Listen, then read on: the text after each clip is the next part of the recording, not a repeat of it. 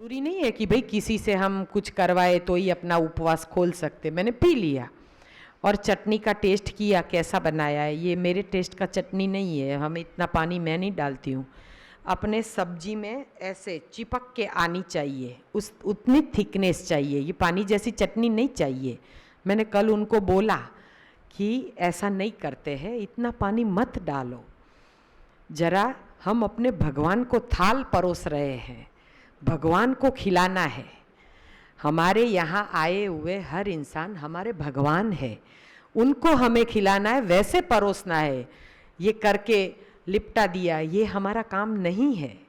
हर चीज़ भाव से बनानी है और खिलानी है। चाहे 5 चीज़ें बनाओ, इतना सारा परोसने की क्या ज़रूरत है, नहीं चाहिए। अरे साबुत भिंडी रख दो, मसाले भी नहीं चाहिए, लेकिन एक अच्छी चटनी बना के रखो तो आप लौकी के पत्ते भी खाओगे ना तो वो भी अच्छे लगेंगे आपको। लेकिन थोड़ा ढंग से चाहिए। कुछ भी चीज़ बनाओ ना तो उसमें अपना भाव डाल दो, प्यार डाल दो कि मुझे मेरे ठाकुर जी को लगाना है भोग।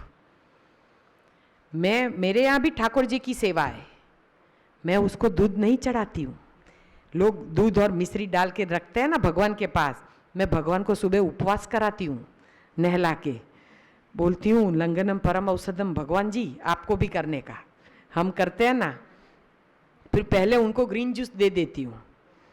फिर जब मेरा बच्चा छोटा था ना तो वो ग्रीन जूस पी के खुद पॉटी करने बैठता था ना, तो वो क्या करता था, लाला को भी उसकी पॉटी में बिठा देता। बोलता है इसने भी ग्रीन जूस मम्मी तूने रखा था ना, इसको भी पॉटी आएगी। मैंने बोला बेटा ये भगवान है, इनको नहीं आती है। बोले भगवान को नहीं आती तो हमें क्यों आती है? बच्चों के सवाल देखो आप। तो बच्चे बहुत मासूम होते हैं। तो मैंने बच्चे को इतना सिखाया कि हर जो भी चीज़ नहीं आए ना, पहले भगवान को धरा के फिर ही उपयोग में लेने की। तो वो जूते भी लाए ना तो वो भी भगवान के पास रख देता, हाँ, कि पहले भगवान के पास फिर हमें पहनना है। कुछ भी अंडर गारमेंट भी लाए ना तो भी पहले भगवान के पास जाके रख दे। मैं बोलती बेटा ये सब नहीं रखते। नहीं मम्मा, जो भी चीज़ लाए पहले भगवान को अर्पण, फिर अपन लेंगे। तो जैसा संस्कार हम डालते हैं ना, बच्चा वैसे ही सीखता है। हर बच्चे का रोल मॉडल उसके माता पिता होते हैं, उसके दादा दादी होते हैं। ये पिक्चर तो देखा तो 3 घंटे या 3 दिन या 1 हफ्ता माइंड में रहता है, दबंग बहुत अच्छा है, हाँ, तो ये कितने आपके माइंड में हफ्ता भर रहेगा। लेकिन दादा दादी और माता पिता लाइव एग्जाम्पल है, वो उसके सामने है। दादा और दादी प्यार से उसे कहानी सुनाते हैं शिवाजी की, उसको हम हालरड़ा गा के सुनाते हैं, तो वो प्रभाव बच्चे के माइंड पे पड़ता है। और अभी तो माँ गाना छोड़ के चली जाती है और झूला भी कैसा आता है, ऑटोमेटिक झूलता है, वो भी नहीं झुलाना है। कितनी आधुनिकता। आप अपने बच्चे को समय नहीं दे पाते हो तो फिर बच्चा बड़ा होके आपको कैसे समय देगा? वो तो आपकी लाठी है, आपकी ज़रूरत है, उसे वक्त चाहिए, उसे प्यार चाहिए, उसको दो, प्यार दो, वक्त दो। पहला गुरु बच्चे का कौन है? उसकी माँ है, उसकी दादी है। स्कूल तो वो बाद में जाता है, पहली शिक्षा माँ ही सिखाती है। लेकिन माँ खुद सुबह चाय की चुस्की लेती है तो बच्चे को क्या देगी? चाय और दूध मिक्स करके दे देगी और साथ में टोस्ट देगी, खारी देगी, बिस्कुट देगी, ले बेटा खा ले मेरा लाल। और मेरे लाल को क्या खिलाती है? सुबह उठ के जहर। डायबिटीज देने की शुरुआत कर दी, चाय और दूध मिक्स और उसमें भी मैदे का बिस्किट। मत खिलाओ, ये तो फूल है, जैसे मोड़ोगे मुड़ जाएगा। जूस पिलाओ ना, ये 2 संतरे मशीन में दबाने में कितनी देर लगती है, पिलाओ ना, फिर बोलो मेरा लाल, तब आप सही माँ हो। दूध मत पिलाओ। देखो आपका बच्चा कैसे खिलता है, क्या हाइट, क्या बॉडी। कोई जिम जाने की जरूरत नहीं, 6 पैक वैसे ही हो जाता है। मैंने मेरे बेटे को 2.5 साल की उम्र से दूध बंद करवा दिया है, फिर भी 6 फुट 2 इंच हाइट है, अलमस्त है, नारियल का दूध रोज पीता है। क्योंकि घर में देखा है ना, कुछ भी बीमार तो होते हैं बच्चे, कभी कभी हो जाते हैं, तो कोई बात नहीं, अस्पताल नहीं जाएंगे, सीधा एनीमा करेंगे और फिर कहते हैं मम्मी आज मेरा उपवास है, आज कुछ भी नहीं, पूछना ही मत, कुछ भी नहीं। और मैं ऐसी माँ हूँ, कभी नहीं पूछती हूँ बेटा भूख लगी है। एक दिन 24 घंटा काफ़ी है रोग को मिटाने के लिए। डालना बंद और निकालना शुरू। दिन में 3 से 4 बार केवल एक ही बात याद करवानी है, बेटा एनीमा ले लो, निकालो ज़्यादा। क्या कदड़ा निकलता है हफ्ते भर का, हफ्ते में 1 बार एनीमा करवा देने का, और फिर बच्चों को दवाई की ज़रूरत ही नहीं है। अस्थमेटिक पेशेंट था मेरा बच्चा, 2.25 साल तक मैंने उसे झूले में सुलाया है। उसको allergic bronchitis, asthma, 3 gold medalist doctor ने डायग्नोसिस किया था। डॉक्टर निधीश नाणावटी नारणपुरा, डॉक्टर हसमुख शाह विजय 4 रास्ता है ना उधर है कहीं, और डॉक्टर हिरेन शाह मणिनगर, तीनों गोल्ड मेडलिस्ट। तीनों ने एक ही बात बताई, अब आपके बच्चे को अस्थालिन पंप देने पड़ेंगे, अब उसको कोई दवाई असर नहीं करती है। एक माँ क्या भूल करती है। मैं अपने बच्चे को ज़बरदस्ती दूध पिलाती थी, वो नहीं पीता था। कोई भी बच्चा पराई माँ का दूध पीना पसंद नहीं करता है, लेकिन क्या करूं, अर्थक्वेक में जन्म हुआ, भूकंप का माहौल देखा और चौंक गई, और उसका असर सीधा माइंड पे। दूध सूख गया मेरा, बहुत कम, उसका पेट भरे ही नहीं। 1-1 घंटे तक मुझे छोड़ता नहीं था। फिर डॉक्टर को बोला, पहला बच्चा पता ना चले, 1-1 घंटे तक छोड़े ही नहीं मुझे। डॉक्टर को बोला ये 1-1 घंटा मुझे बिठा के रखता है, मुझे बहुत दर्द होता है कमर में, पता नहीं क्यों इसका पेट ही नहीं भरता है। फिर डॉक्टर बोले जाओ लेडी डॉक्टर तुम्हारे गायनेक के पास, आपका दूध ही कम पड़ गया होगा। और फिर मैं सच में दिखाने गई तो मेरा दूध बहुत कम आता था। बेचारा कैसे छोड़े, मेरा बच्चा पतला पतला होता था और फिर सोए तो सोता ही रहे। पहले बहुत एक्टिव था और फिर सोता ही रहे। फिर डॉक्टर को दिखाया, बोले आपका दूध पूरा नहीं पड़ता है, ऊपर का दूध चालू करो। फिर गोल्ड, ताज़ा, शक्ति जो भी आप देना चाहो उसमें वावड़िंग, वाकुम्बा जो भी डाल के उबाल के पिलाओ, थोड़ा पानी मिलाओ। ये किया, सूट नहीं हुआ, डायरिया बहुत होते थे। लैक्टोजन 1 पे रखा 6 महीने तक, फिर लैक्टोजन 2 पाउडर के दूध पे बड़ा किया। माँ का दूध जिस बच्चे को नहीं मिलता है ना, वो बच्चा को पाउडर का दूध नहीं, नारियल का दूध या जूस, ये सबसे बेटर है। लेकिन मैंने ये दूध पिलाया मेरे बच्चे को। उसकी कुंडली में अस्थमा नहीं लिखा था, मैंने लिखा था। उसको मैंने वो दूध दिया। मेरे बच्चे को बार बार सर्दी होने लगी, मैं डॉक्टर के पास ले जाती। नाणावटी जल्दी से एंटीबायोटिक नहीं देते थे, लेकिन कुछ तो दवाई देते, तो उसको मैं पिलाती, तो सर्दी आहिस्ता आहिस्ता सूख जाती और उसके जाले बन जाते, और लंग्स में उसके सर्दी के जाले। स्टमक अपसेट दवाई की वजह से, बच्चा चिड़चिड़ करे, माँ को छोड़े ही नहीं, काम करने ही ना दे। माँ ले जाएगी आयुर्वेद के पास, मैं भी ले गई कि ये बहुत चिड़चिड़ करता है, खाता पीता नहीं है। क्योंकि दवाई की असर लेने के बाद जितने दिन ली उसके दुगना असर बाद में होता है पेट पे, और फिर 15 दिन तक बच्चा चिड़चिड़ चिड़चिड़ करता। 1 हफ्ता दवा दी तो फिर आयुर्वेदिक डॉक्टर पूड़ी देंगे या कुछ ऐसे घिसने का देंगे और फिर उसको पिलाओ। उसका काम है पिघाल के निकालना। जो जाले सुखाए थे उसमें से कुछ कुछ पिघले, कुछ कुछ चिपक गए। वो पिघल के निकल गया। फिर बच्चा खेलने लगा, फिर उसको ज़्यादा डायरिया हुए। नहीं नहीं, ये डॉक्टर सही नहीं है, इसको तो कितना डायरिया होता है।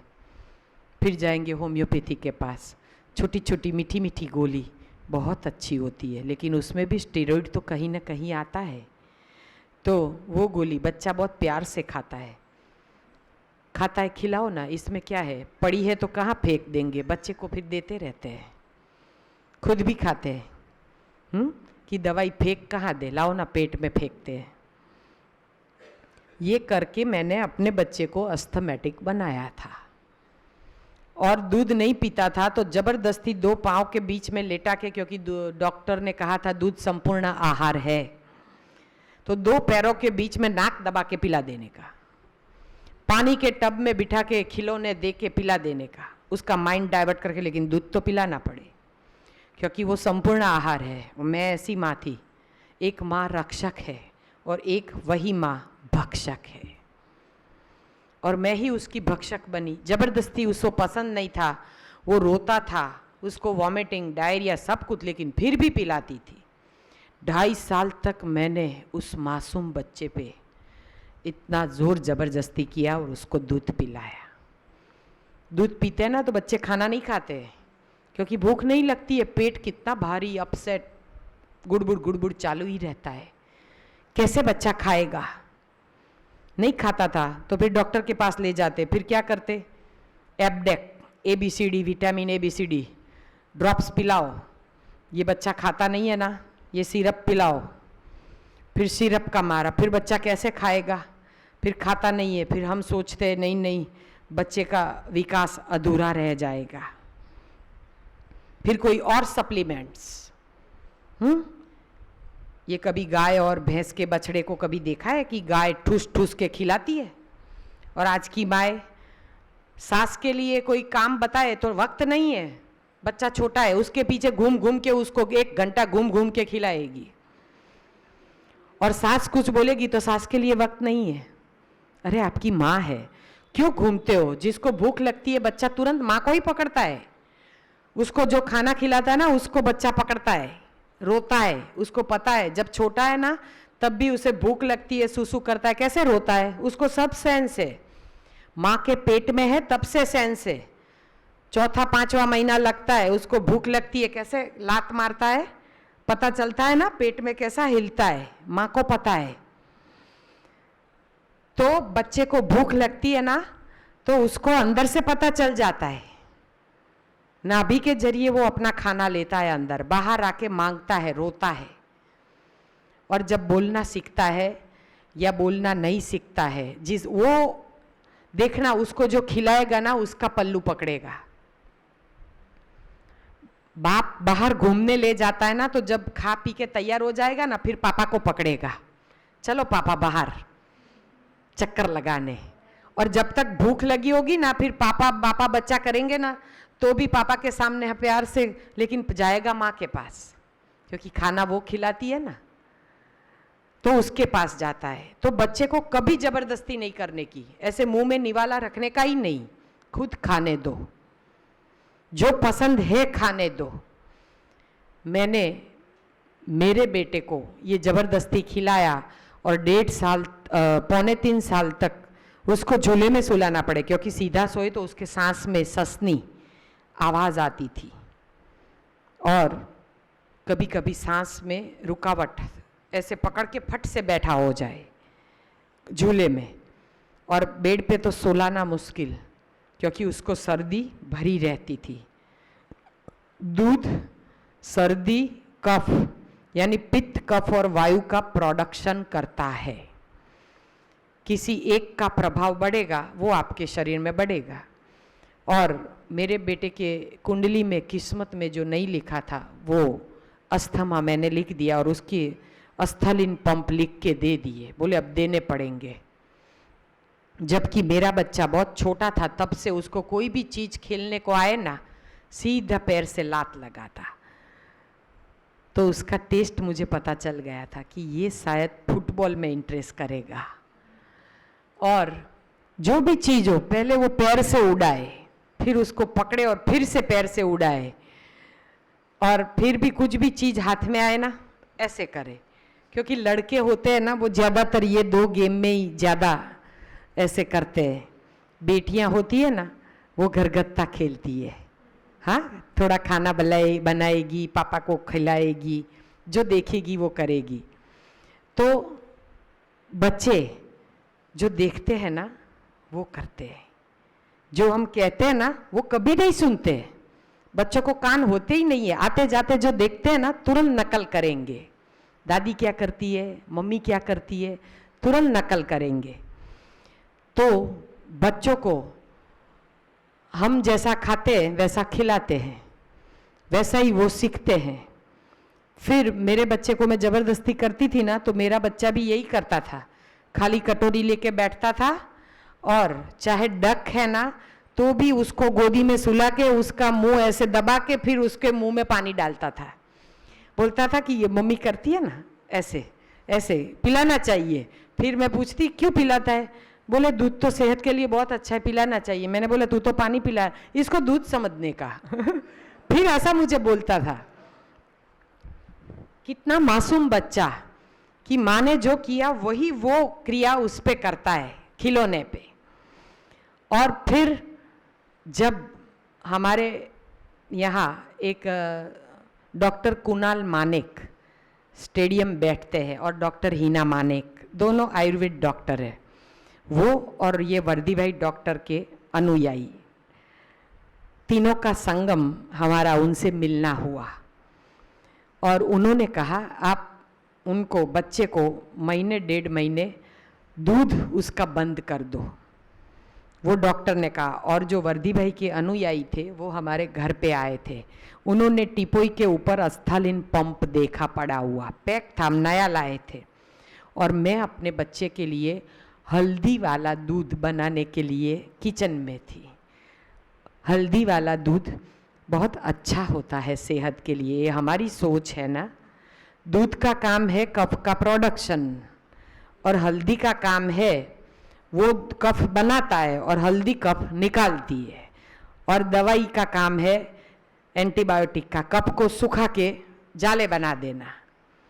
अब फेफड़े उसके जम हो गए थे बिल्कुल 3.25 साल की उम्र में, इतना कफ जम गया था कि चालू ही रहे। फिर मैंने सोचा ये क्या हुआ, डॉक्टर को दिखाने ले गए, पूछा, पूरी हिस्ट्री पूछी, घर में किसको अस्थमा, मैंने बोला किसी को नहीं। फिर हाँ मेरे ससुर जी को था, हाँ तो इसको हेरिडिटी है। मैंने बोला जन्म से उसको कुछ नहीं था, ये हेरिडिटी आई कहाँ से?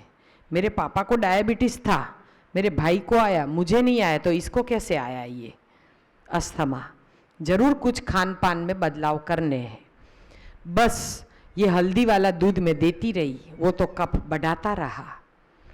और फिर जब ये उनके वर्दी भाई जी के अनुयायी ने कहा कि आप 1.5 महीने के लिए आप अपने गैस को ताला लगा दो, चूल्हे को बंद कर दो, किचन को खुला रखिए, केवल फ्रूट वेजिटेबल जो भी लाना है साबुत धो के ऐसे तैयार करके डाइनिंग टेबल पे नहीं टीपोई पे रखो जहाँ बच्चे का हाथ पहुँचे। अब आपको उसे नहीं खिलाना है, भले वो खुद खाए, खुद पिए, कपड़े बिगाड़े, घर बिगाड़े, झाड़ू पोछा दिन में 3 बार बंधवा लो, कपड़े बिगाड़े तो नहला दो, लेकिन पक्व भोजन बिल्कुल बंद। दूध और दूध की बनावट भूल से भी नहीं। मैंने बोला ये अभी मैंने बनाया है, उसके लिए हल्दी वाला दूध आज के दिन पिला दूं? बोले जो आज से नहीं करेगा वो कभी नहीं करेगा। तो जो भी काम करना है वो कल से नहीं, आज से, अभी से। तो वो दूध उनके सामने मैं पी गई।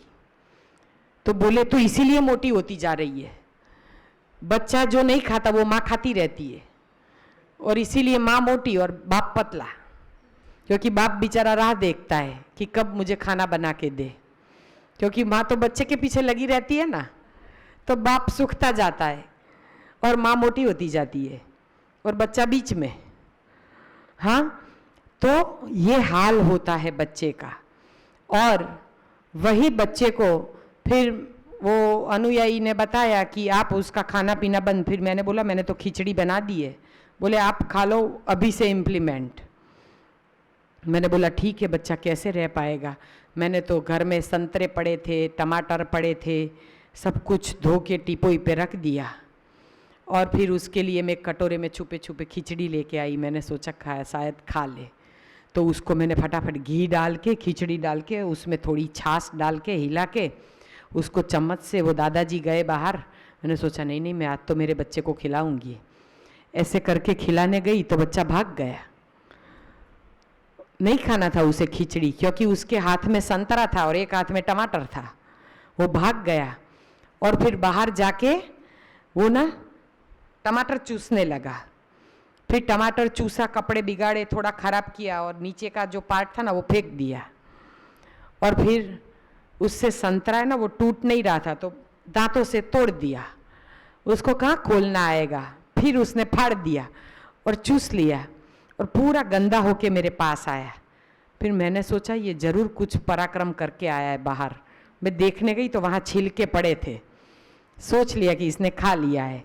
फिर मैंने सोचा चल अभी उसको खिचड़ी खिला दूँ। हमारे मन में ये रहता है ना कि जब तक सब्जी रोटी या दाल रोटी नहीं खाएगा या खिचड़ी नहीं खाएगा तब तक उसने खाना नहीं खाया, ये हमारी सोच रहती है।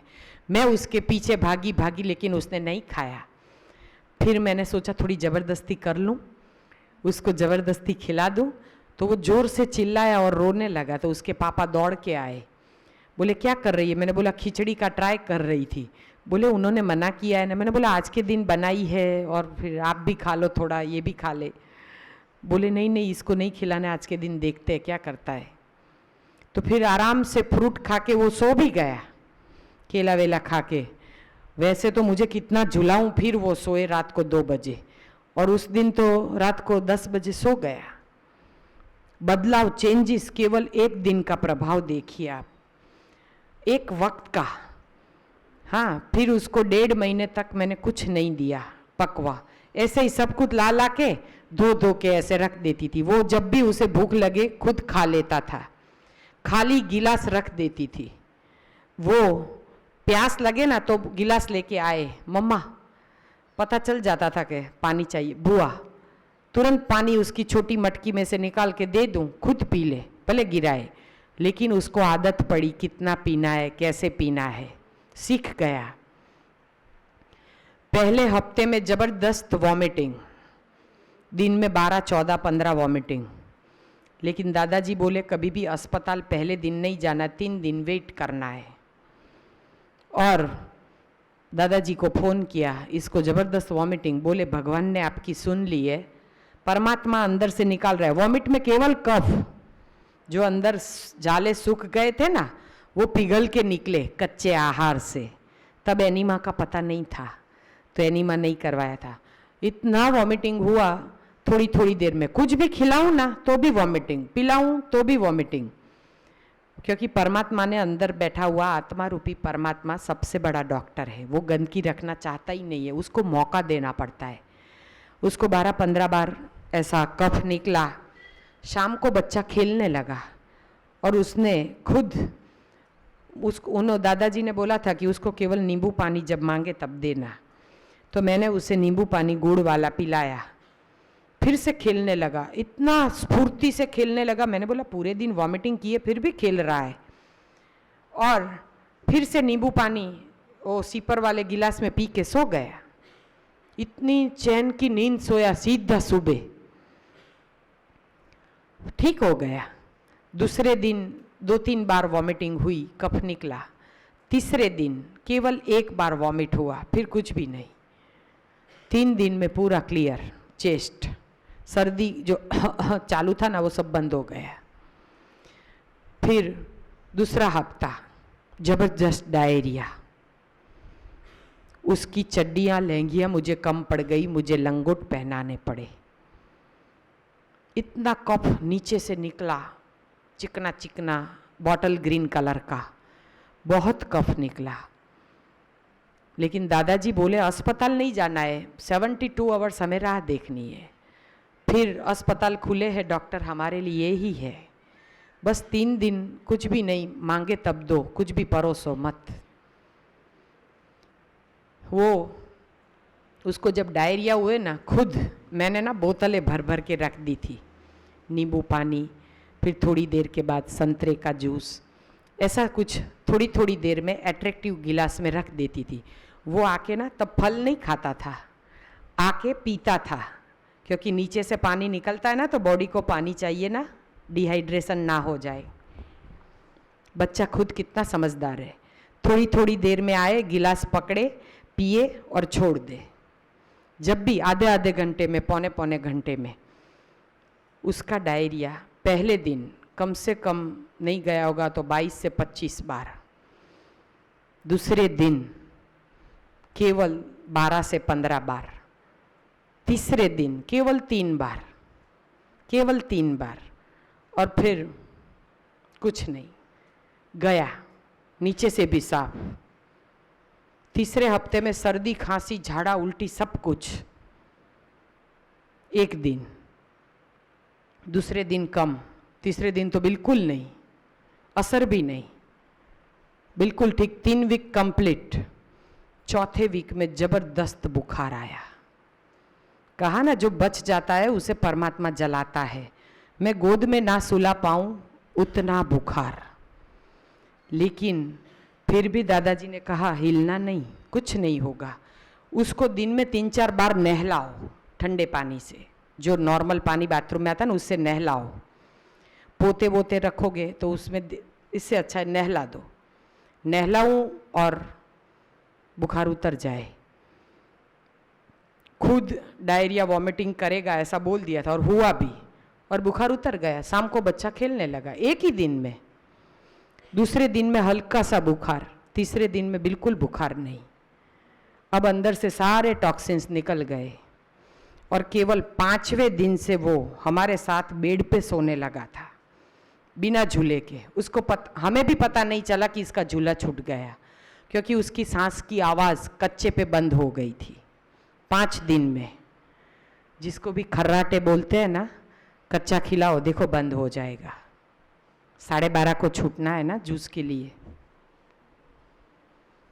अभी छूटना है तो भी मना नहीं है, वरना ये टॉपिक पूरा कर लूँ। हाँ, अच्छा आपको चटनी में इंटरेस्ट है। हाँ मैं बताती हूँ ना, वो तो मुझे बतानी ही है। ये एक एग्जाम्पल से पूरा कर दूँ अब 2 मिनट। हाँ, तो उसका सब कुछ चला गया। 1.5 महीने तक मैंने उसको बिल्कुल कच्चे पे ही रखा। उसका अस्थमा गायब। मैंने उसे आज तक अस्थालिन पंप नहीं दिए। 20 साल कंप्लीट। स्पेन में फुटबॉलर है। अब ये बच्चा, अगर मैं उसे जबरदस्ती दूध नहीं दिया है, फिर भी 6 फीट 2 इंच हाइट है, 6 पैक है, जिम में खुद इंस्ट्रक्टर है, लेकिन मैं उसे कुछ नहीं सिखाती हूँ। स्पेन में भी वो यही फॉलो करता है। हो सके वहाँ तक वीगन डाइट, नारियल का दूध, वहाँ तो योगर्ट सब मिलते हैं अलग अलग, राइस मिल्क, यही लेता है। खुद नारियल का दूध वो सब लाएगा और उसके अंदर थोड़े ओट्स कच्चे डालेगा, क्योंकि पेट तो भरना है।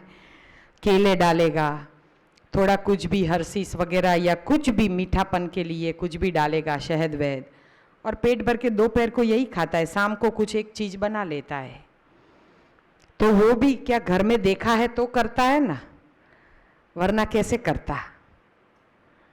तो इसीलिए कहती हूँ कि हर बच्चे के रोल मॉडल उसके माता पिता है। वो स्पेन भी एनिमा पॉट लेके ही गया है, क्योंकि मैंने पहले से बच्चों में आदत डाली है 2 पैर कपड़े कम ले जाओ, लेकिन जहाँ भी जाओ एनिमा पॉट साथ में चाहिए।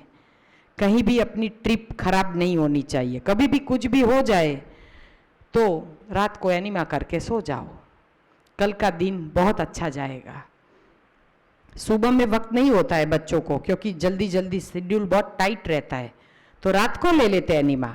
और रोज़ाना कहाँ ज़रूरत है, जूस पीते हैं, स्मूदी पीते हैं, तो कच्चा सैलड वगैरह खाते हैं, तो अच्छे से अच्छा पेट साफ हो जाता है। तो रोज़ाना एनिमा की ज़रूरत नहीं रहनी चाहिए। हमें भी आदत डालनी है तो घर पे जाके ज़्यादा से ज़्यादा जूसीज, स्मूदीज़ और सैलड और सीजनल फ्रूट की, ताकि आपको नेचुरल एनिमा हो। उसके लिए कल मैंने जो नुस्खे बताए थे, काली किशमिश और छोटी हरड़, वो सब नेचुरल एनिमा करवाते हैं। अनार का जूस छिलके के सहित, आंवले का जूस, ये सब कुछ, ये सब नेचुरल एनिमा करवाते हैं। तो ऐसे करने का। अब सबको चटनी को जानने में इच्छा है तो अब चटनी बता देते हैं भाई।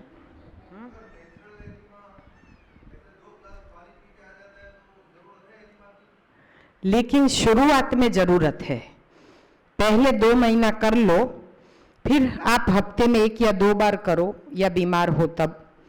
लेकिन नेचुरल एनिमा आपको अच्छे से पेट साफ हो जाता है तो आप खुद के डॉक्टर खुद हो, आपको किसी भी रोग की दवाई आपके जीवन में नहीं है तो आप पानीपथी कर सकते हैं।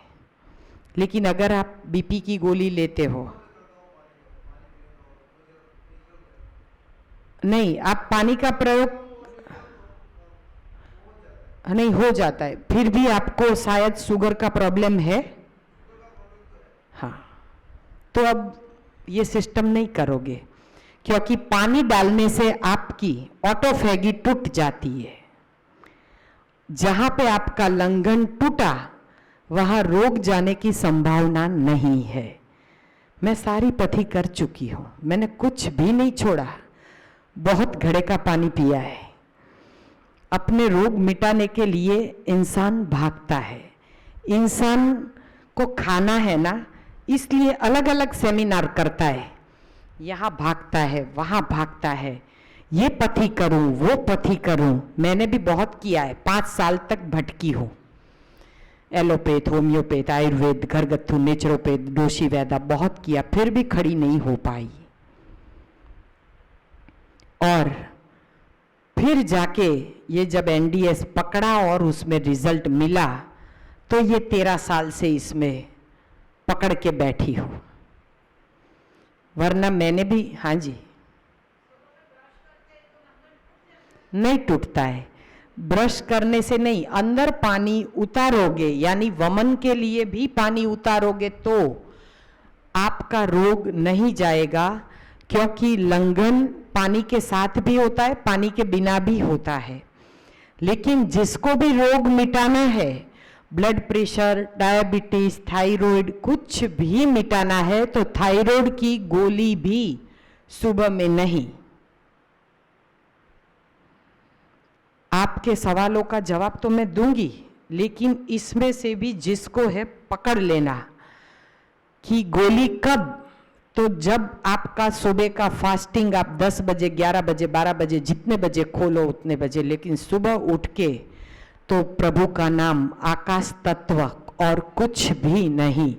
सुबह का वक्त केवल और केवल प्रभु प्रार्थना के लिए है। मुंह में प्रार्थना और हाथों में घर का काम।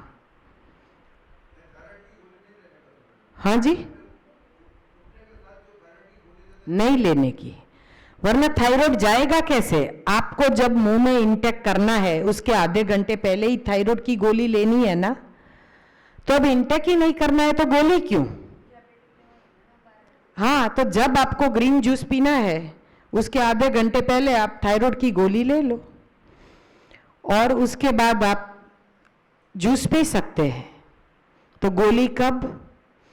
थायराइड, ब्लड प्रेशर और डायबिटिक पेशेंट घर पे जाके अगर पक्व खाना लेने वाले हैं तो भूल से भी अपनी गोली बंद मत करना। 1 बार नहीं 100 बार अपने माइंड में लिख लो, वरना हैरान हो जाओगे। इतनी खिचड़ी भी प्रसाद में खाओगे ना तो बहुत बहुत बहुत हैरान हो जाओगे और अपनी किडनी खुद खराब करोगे। पक्व भोजन खाना है तो गोली खानी है। अगर इधर गोली बंद की है क्योंकि यहाँ पे आपको कुछ भी पक्व नहीं दिया जाता। इतने दिन हमने इतनी आइटम खिलाई, किसी में भी पोहे जैसी चीज नहीं थी, न ओट्स न पोहे, न कोई स्प्राउट चीज, क्योंकि कठोर पचने में बहुत कठोर है 40 के बाद। तो खान पान में जितना ध्यान रखोगे उतना आपका रोग चतुर्मास के सिवा नहीं हटने वाला है। हर शास्त्र में चतुर्मास का महत्व है। एक चातुर्मास आपको इसके पीछे लगना ही पड़ेगा। चाहे किसके भी आप सेमिनार करने जाओ, ये डॉक्टर तो ये बताते हैं, वो डॉक्टर तो वो बताते हैं, सब कोई अलग अलग बताएगा, लेकिन नेचुरोपैथ हमारा सबसे पुरानी पैथी है। वो भी रोग मिटाने के लिए शुरुआत में 45 डेज कच्चे पे और हो सके तो एक ही आहार पे रखते हैं।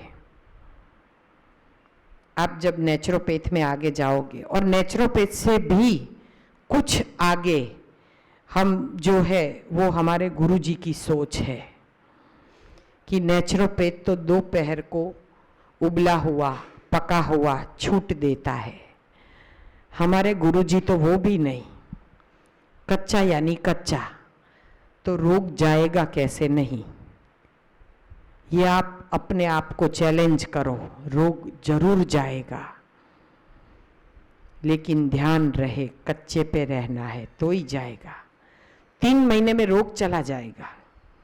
रोग जाने में 100 डेज काफी है। रोग जाएगा, लेकिन पिछला महीना जो है वो साइकिल को वापस करने में है। इसीलिए आपको घर पे जाके अपक्व आहार है तो ही आप गोली बंद रख सकते हैं, वरना आपको घर पे जाके गोली चालू कर देनी है। दोपहर को कच्चा खा रहे हैं तो नहीं लोगे तो चलेगा, थायराइड की लेनी है। और जब पकवा खाना है उससे पहले या बाद में जो भी आप डायबिटीज़ का दवाई लेते हैं लेना, बीपी की भी लेना। घर पे ना रह पाओ तो पार्किंसंस के पेशेंट, उनको लहसुन का उपयोग अवश्य करवाओ। रोज एक कली गटक जाए, आज एक कल 2, 3, 40 तक ले जाओ, फिर 40 से वापस 80 दिनों में लहसुन का प्रयोग हटा देता है। सबके लिए जो उपयोगी है, क्योंकि कोलेस्ट्रॉल सबको आ ही जाता है, क्योंकि पूरी ज़िंदगी खाया है तो थोड़ा बहुत कोलेस्ट्रॉल, तो उसके लिए लहसुन, प्याज, अदरक जो परमात्मा ने बनाया है वो लेना दवाई के रूप में अच्छा है। क्योंकि दवाई में आप लोग फिश लिवर ऑयल लेते हैं, लहसुन का अर्क आता ही है उसमें।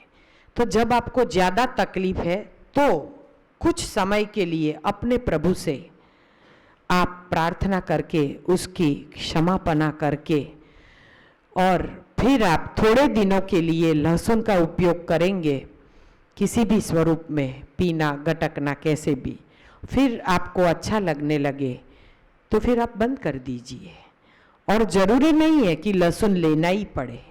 लहसुन नहीं लेना है तो उसका आप स्ट्रिक्टली फॉलो कीजिए, सीधे नींबू पानी पे आ जाइए, केवल नींबू पानी और कुछ भी नहीं, तो ये लहसुन का काम करेगा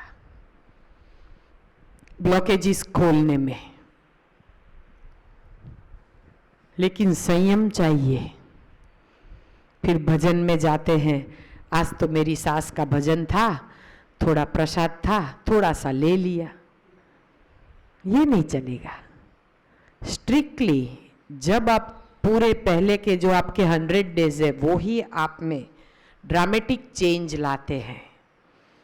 तो ड्रामेटिक चेंज के लिए आपको कठिन से कठिन तपश्चर्या या ना कर पाओ तो कहीं भी गुरुजी का सेमिनार, और कहीं भी आप नहीं जा सकते हैं तो हमारे मुकेश कुमार को बोल देना, वो स्पेशल सेमिनार अटेंड कर देंगे, इधर अरेंज कर देंगे।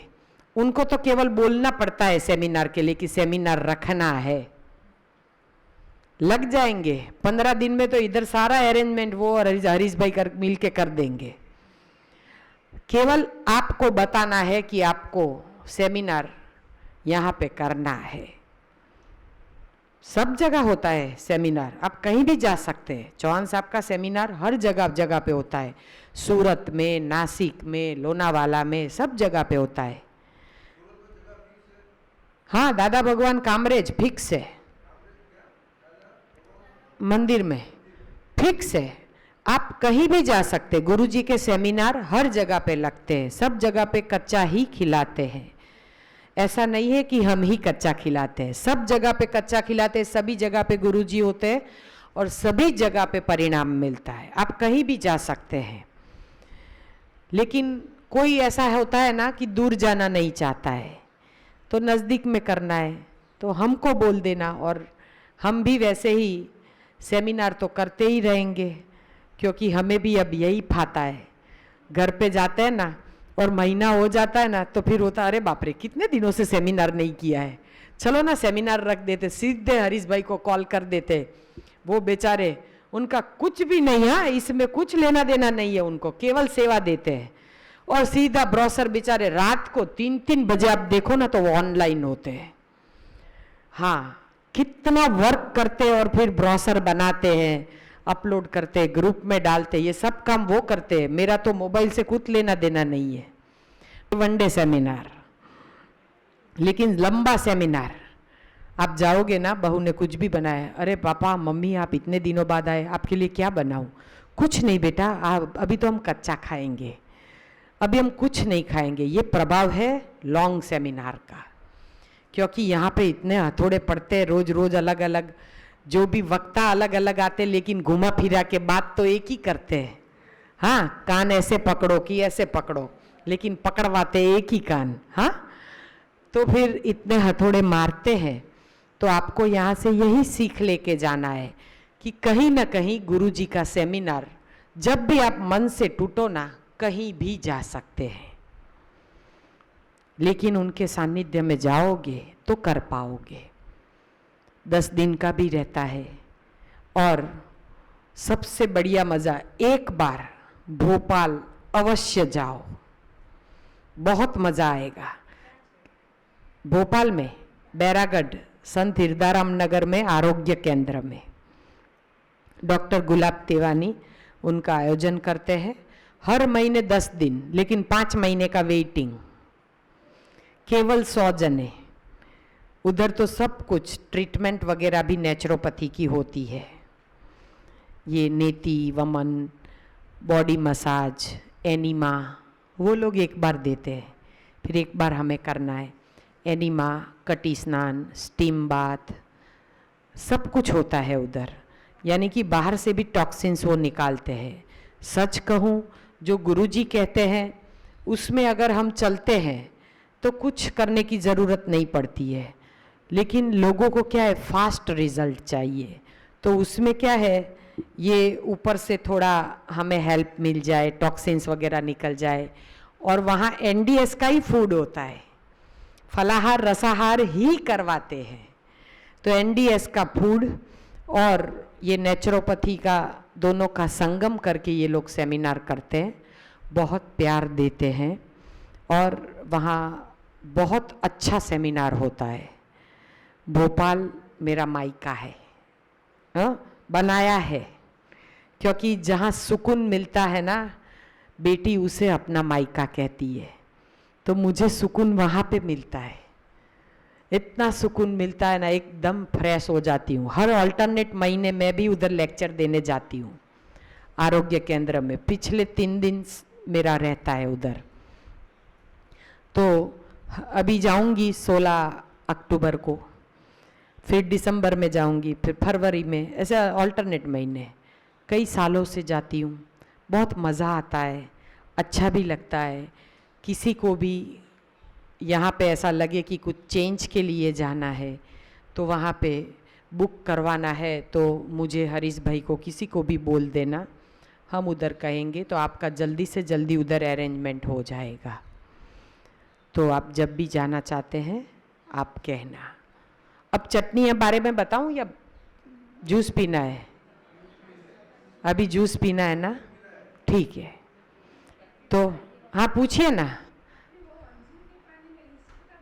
हाँ, वो B12,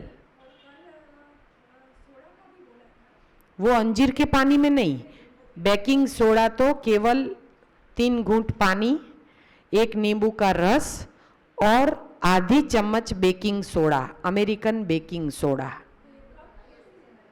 ये आपने पानी डाला, उसमें नींबू डाला। किसका? अंजीर बोल रहे? अंजीर कहाँ? कोई भी जो दो चीज साथ में नहीं। ईस्ट तो ले सकते हैं लेकिन साथ में नहीं। ये सोडा पिया, उसका इफेक्ट 2 घंटे में आ जाएगा, आ जाएगा। बाद में का तुरंत तुरंत कहाँ लेना है? फिर शाम को लीजिए ना, शाम को लीजिए ना। हाँ, सोडा लिया तो अब उसके बाद कोई भी जूस या फ्रूट या ये लीजिए। ये बेकिंग सोडा कैंसर पेशेंट हफ्ते भर दिन में 3 बार रोजाना लेगा, लेकिन आप लोग रोजाना नहीं लोगे। चलती गाड़ी में मत बैठ जाना, वरना बोले कि इन्होंने तो बोला था 3 बार लेना, घर पे जाके 3 बार टूट पड़ोगे, यहां से छूट जाएगा। हाँ, बहुत ध्यान से सुनना और चलती गाड़ी में मत बैठना। और कोई सवाल है तो पूछिए।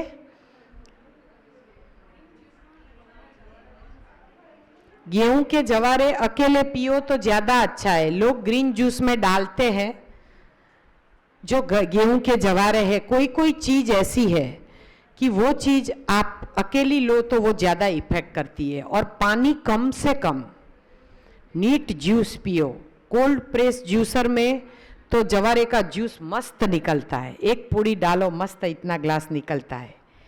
आप कोल्ड प्रेस जूसर देखना चाहेंगे दोपहर को? हाँ, तो इधर हम मंगवा लेते हैं, ठीक है ना। मेरा जो है वो कमर्शियल है, वो केवल इधर चालू करके दिखाऊंगी कैसे खोलना है, कैसे सफाई करना है। और फिर वो जो पैक है वो उसका थोड़ा छोटा मॉडल है जो आप घर में यूज़ कर सकते हैं, ठीक है ना। तो सबको कंटाला तो नहीं आया? अच्छा, तो ठीक है ना। अब कितने बजे मिलोगे आपको तय करना है। मैं तो रेडी हूँ। 4:30। आपको जितने बजे आना है, मेरे पास आज एक दिन है।